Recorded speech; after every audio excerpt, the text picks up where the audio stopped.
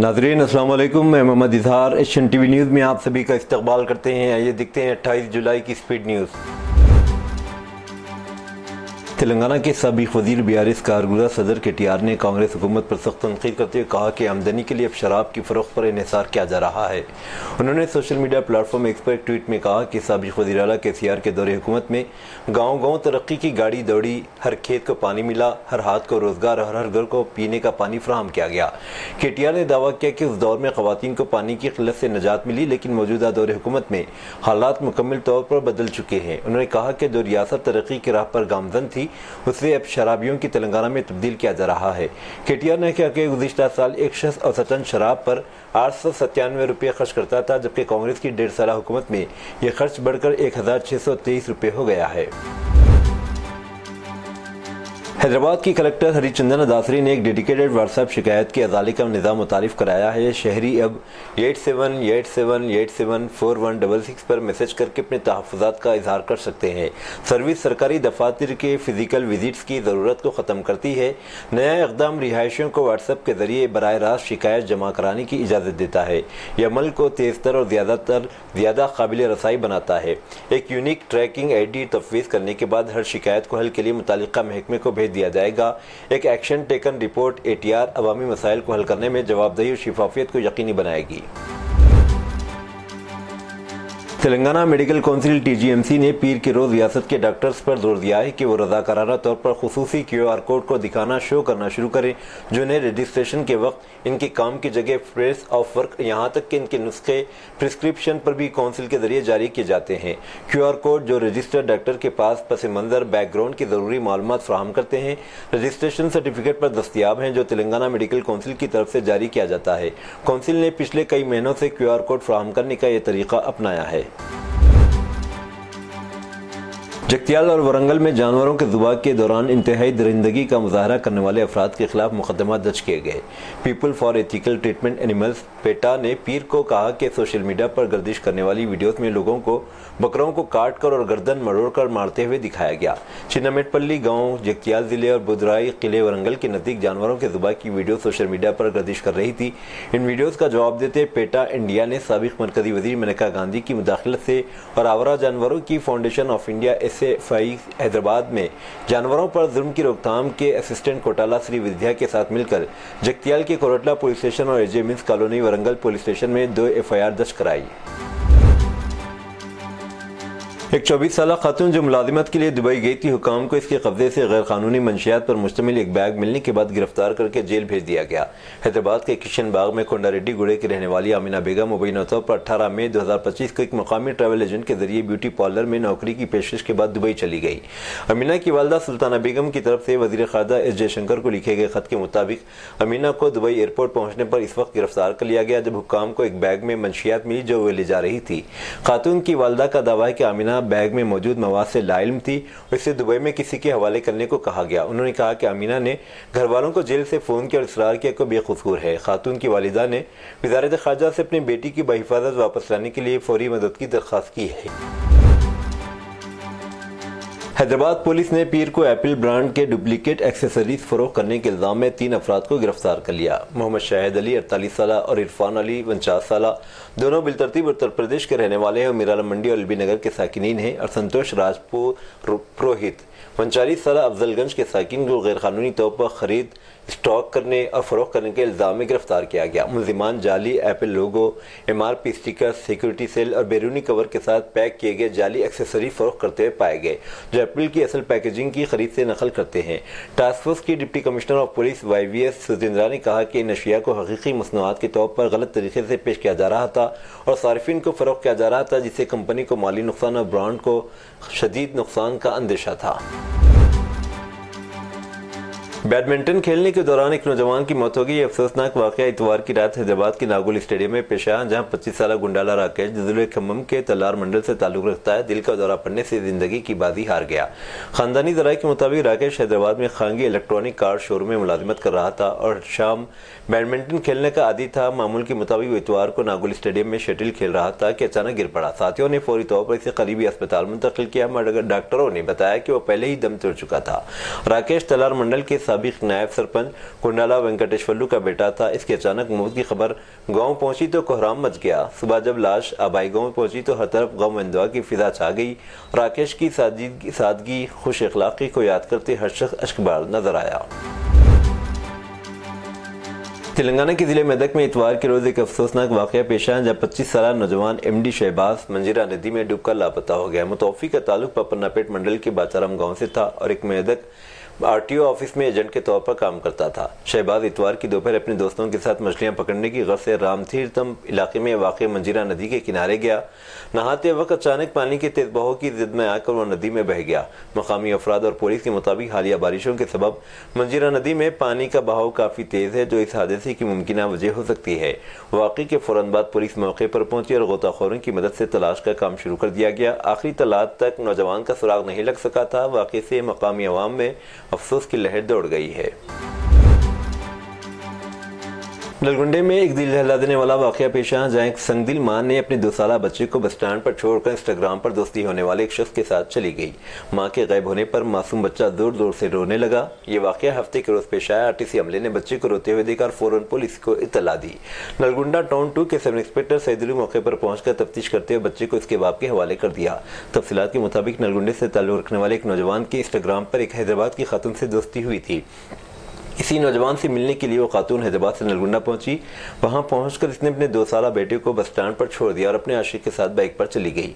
Police ने CCTV footage की मदद से खातून और उस नौजवान का पता लगाया जिस बाइक पर नौजवान इस खातून को ले गया। इस बाइक के नंबर से इस नौजवान और खातून को दोनों को पुलिस स्टेशन तलब किया गया। खातून से पूछताछ के बाद इसके शौहर को तलब किया गया और बच्चा इसे सौंप दिया गया। इन तीनों की काउंसलिंग की गई। हैदराबाद पुराने शहर के अत्तापुर सदबाबा नगर में मूसा नदी के करीब मगरमच्छ की मौजूदगी से सनसनी फैल गई। इस इलाके में रहने वालों ने इसकी वीडियो ली जो सोशल मीडिया पर तेजी से वायरल हो गई। इस मौके पर इन अफराद में मीडिया से बात करते हुए कहा कि इस इलाके के छोटे छोटे बच्चे उमूमन नदी के किनारे खेलने जाते हैं, ताहम गुज़िश्ता 4 दिनों से इस मगरमच्छ की मौजूदगी से यहाँ रहने वालों में खौफ देखा जा रहा है। उन्होंने कहा कि इस मगरमच्छ ने जानवरों को निशाना बनाया है। उन्होंने कहा कि इस सिलसिले में पुलिस को भी इत्तला दी गई, जिसके बाद पुलिस वहां पहुंची और महकमे जंगलात के अहदेदारों को फ़ोन नंबर दिया। ताहम इस नंबर पर डायल करने पर कोई रद्द-ए-अमल सामने नहीं आया। उन्होंने कहा कि चूंकि जू पार्क भी करीब में ही है, पुलिस ने मशवरा दिया कि जू के हुक्काम को भी इस सिलसिले में चौकस किया जाए।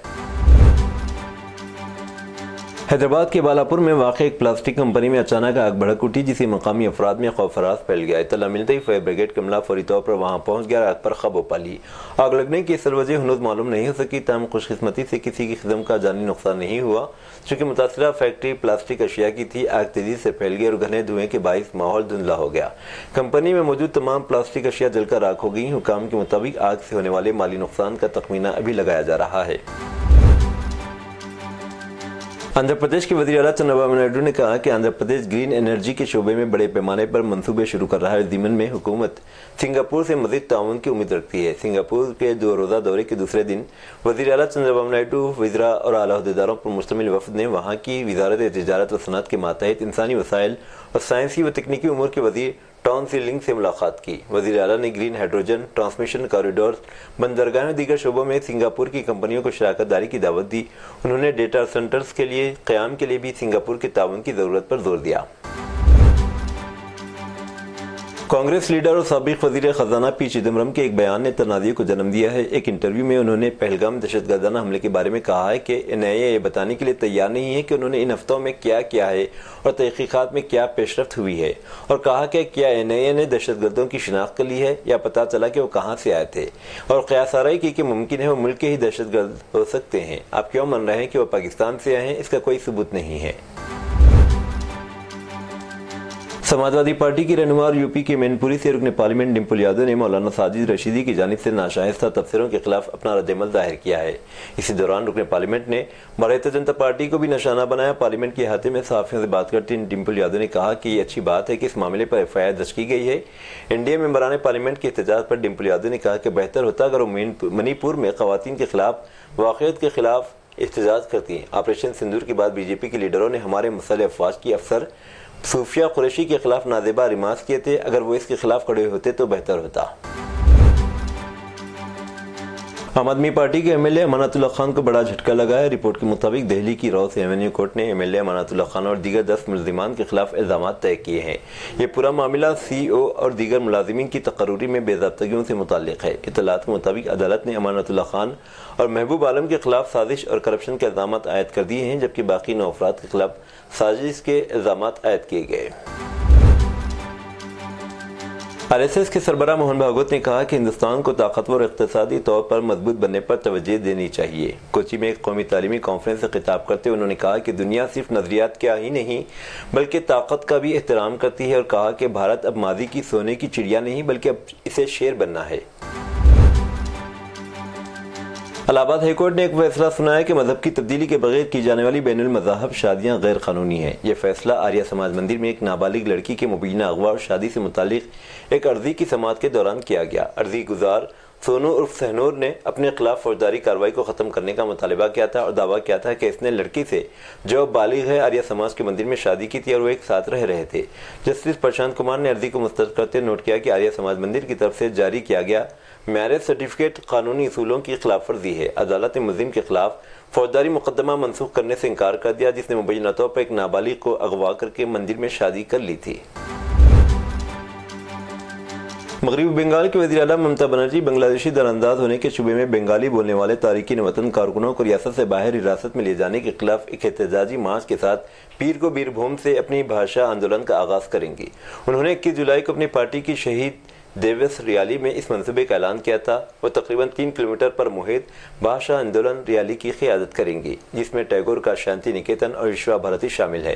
ये मार्च टूरिस्ट लॉज से शुरू होकर जम्बूनी बस स्टैंड पर इख्तिताम पजीर होगा, जहाँ टीएमसी सरबराह टैगोर के मुजस्सिमे पर गुलहाय अक़ीदत पेश करेंगे और हुजूम से खिताब करेंगे। मंगल को कोलकाता वापस आने से पहले अलम बाजार में एक सरकारी तकरीब में शिरकत करेंगी। क्रिकेट की दुनिया में एशिया कप 2025 का मौजूद ज़ेर बहस है। इस टूर्नामेंट में पहली बार 8 टीमें हिस्सा लेंगी, ताहम शेड्यूल जारी होने के बाद भी इसे मनसूख करने का मुतालबा किया जा रहा है। दूसरी जानिब भारत व मुकाबला पाकिस्तान क्रिकेट मैच पर board of cricket control for cricket in India को शदीद तनकीद का निशाना बनाया जा रहा है। इस हंगामे के दरमियान साबिक हिंदुस्तानी कप्तान सौरव गंगुली ने आने वाले टूर्नामेंट और हिंदुस्तान व मुकाबला पाकिस्तान मैच पर बड़ा बयान दिया है। इस सब के दरमियान सौरव गंगुली का कहना है कि किसी भी सूरत-ए-हाल का खेल पर कोई असर नहीं होना चाहिए। खबरसां एजेंसी से बात करते सौरव गंगुली ने कहा कि खेल जारी रहना चाहिए। पहलगाम हमला एक अफसोसनाक वाकया था जो नहीं होना चाहिए था। दहशतगर्दी का खात्मा होना चाहिए। हिंदुस्तान ने दहशतगर्दी के खिलाफ सख्त कार्रवाई की, जबकि खेल को जारी रखा जाना चाहिए। बिहार के मोतिहारी में इंतखाबी दुश्मनी के बायस एक सनसनीखेज वाकया पेश आया, जहां पहले नौजवान को गाड़ी से कुचलने की कोशिश की गई, जब वो नौजवान मौके से फरार होने की कोशिश की तो इसकी बेदर्दी से पिटाई की गई। इस वाक़े से इलाके में खौफ-व-राज फैल गया है। पुलिस मामले की तहकीकात कर रही है। पुलिस ने बताया कि बिहार के समस्तीपुर में एक शख्स को इसकी बीवी और उसके आशिक ने मुबैना तौर पर इस वक्त कत्ल कर दिया जब इसने बीवी और उसके आशिक को काबिल एतराज़ हालत में देख लिया था। खातून के एक ट्यूशन टीचर के साथ नाजायज़ ताल्लुकात थे जो उसके मैके के करीब रहता था। खातून ने इल्ज़ामात की तरदीद की। मुतासिरा शख्स, जिसकी शिनाख्त 30 साला सोनू कुमार के तौर पर हुई है, जुमेरात की रात देर गए अपने घर के अंदर मुर्दा पाया गया। पुलिस ने बताया कि इसके जिस्म पर जख्मों के मुताद्दिद निशानात थे और वो खून में लथपथ था। अमेरिकी सदर डोनाल्ड ट्रंप ने इस बार थाईलैंड और कंबोडिया के दरमियान सूरत-ए-हाल के बारे में बात करते एक बार फिर पाक भारत जंग बंदी को उठाया। उन्होंने दावा किया कि उन्होंने ज़ाती तौर पर दोनों ममालिक के वज़ीर-ए-आज़म को फ़ोन किया था और इन्हें मुतनब्बे किया था कि जब तक वो आपस में लड़ाई बंदी नहीं करते, इन दो ममालिक के साथ कोई तिजारती माहिदा आगे नहीं बढ़ेगा। डच नेशनल कोऑर्डिनेटर बराए सलामती और इंसदाद दहशतगर्दी NCTV ने पहली बार इजराइल को अपनी गैर मुल्की रियासतों की फेस में शामिल किया जो हालैंड की कौमी सलामती के लिए खतरा है। यह अंदाज़ा एक हालिया रिपोर्ट में किया गया, जिसका उन्वान था रियासती अदाकारों से खतरात का अंदाज़ा। रिपोर्ट में इजराइल की जानिब से दी हेग में बैनुल-अक़वामी फौजदारी अदालत ICC को दी जाने वाली धमकियों पर भी रोशनी डाली गई, जिससे इदारे के काम को मुमकिन तौर पर नुकसान पहुंच सकता है। मजीद बरां NCTV इससे कबल इजरायली स्पाईवेयर और सर्व के इस्तेमाल के बारे में खदशात का इजहार कर चुका है। लंदन से स्कॉटलैंड के ग्लासगो जाने वाली एजी जेट की परवाज में इस वक्त सनसनी फैल गई जब 41 साल मुसाफिर ने दौरान परवाज चीखना शुरू कर दिया कि वो तैयारी में बम रखने वाला है। मज़कूरा शख्स ने death to America, death to Trump के नारे भी लगाए, साथ ही जोर जोर से मजहबी नारे भी लगाता रहा। इसके अचानक रवैये से तैयारे में अफरा तफरी मच गई। ताहम दीगर मुसाफिरों ने फौरी तौर पर इसे काबू में लेते हुए जमीन पर गिराकर पकड़ लिया और खामोश रहने की तलकीन की। जैसे ही तैयारा ग्लासगो एयरपोर्ट पर पहुंचा, पुलिस ने फौरी कार्रवाई करते मुश्तबा शख्स को हिरासत में ले लिया। पुलिस ने तस्दीक की कि वाक़े की तफ्तीश जारी है। इस बात का भी जायजा लिया जा रहा है कि आया वो किसी दहशतगर्द तंजीम से वाबस्ता है या नहीं। काबिल जिक्र बात यह है कि वाक़या इस वक्त पेश आया जब अमेरिकी सदर डोनाल्ड ट्रंप इस वक्त स्कॉटलैंड के दौरे पर मौजूद है, जहां वो यूरोपीय यूनियन की सरबराह उर्सुला वॉन डर लेयन से तिजारती माहिदों पर बातचीत कर रहे हैं। सऊदी अरब में बहुत से गैर मुल्की जो अपने विजिट वीज़ा के एक्सपायर्ड गैर कारगर होने के बावजूद ममलिकत में क़याम किए हुए होते हैं, एक गैर कानूनी अमल है। Saudi general directorate of passport जवाज़ात ने तमाम अक़साम के एक्सपायर्ड विजिट वीज़ों पर ममलिकत से हतमी रवानगी का एक और मौका दिया है। ममलिकत की खबररसां एजेंसी SPA के मुताबिक एक्सपायर्ड विजिट वीज़ों की तोसी के इनिशिएटिव की रियायती मुद्दत में 30 दिन के इजाफे का ऐलान किया गया।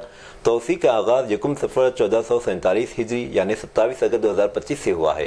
ये सऊदी कवानीन के मुताबिक फीस और जुर्मानों की अदायगी से मशरूत हुआ।